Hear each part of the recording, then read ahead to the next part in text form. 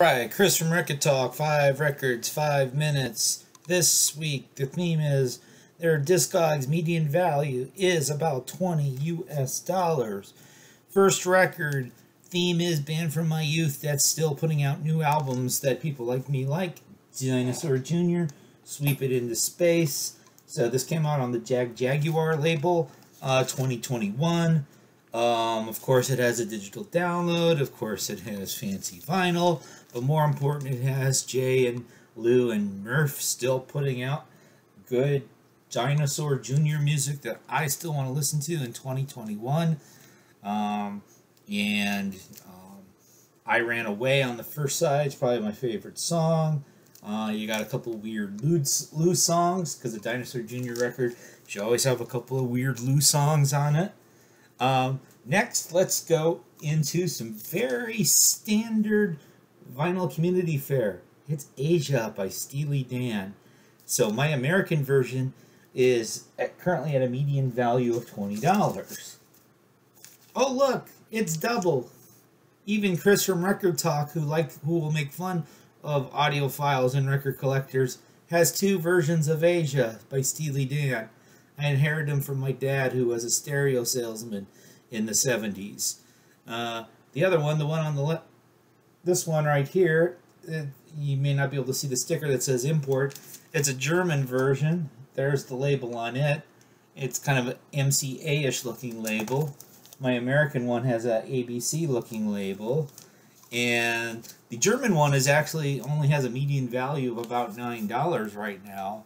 I happen to think it sounds better.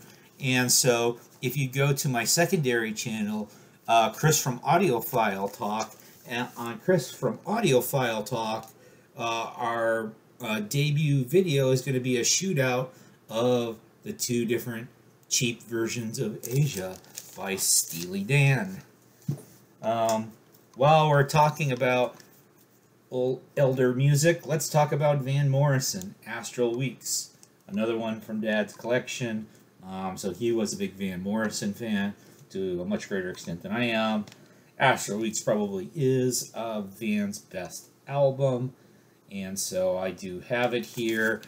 This version is considered to be worth about $20. He actually had two versions of that the other one was given away to somebody. Maybe I should give away the other Asia at some time, but I think I might lose my VC members card if I only had one version of Asia, so I might just keep it. Plus, like I said, I've got a U.S. version and I got an import version. All right, let's get off that kick. Let's show you something that none of the standard VC channels will show you. Now, the punk guys might show you this. This is Worm Exhumed, and yes, I don't have an OG on SST. So if you don't know about Worm, Worm was a band that Chuck Dukowski was in. Of course, he was in Black Flag. The original version of Worm actually started off in the mid to late 70s before Black Flag. Then they went into Highest Dirty Black Flag. And then they released an EP and a full-length album in the mid-80s. The one that I really like is the album Feast. There were a couple tracks on the SST Program Annihilator compilation. It features Simon Smallwood on vocals. He's a you either love him or hate him vocalist. He's very polarizing. I happen to love him. Of course, this was one of the many bands that had been out of print. After a lot of legal wrangling with Greg Ginn, they got their record back. They put it out on Org Records a few years ago. It's a double disc, so it has all the original SST stuff, plus some of the old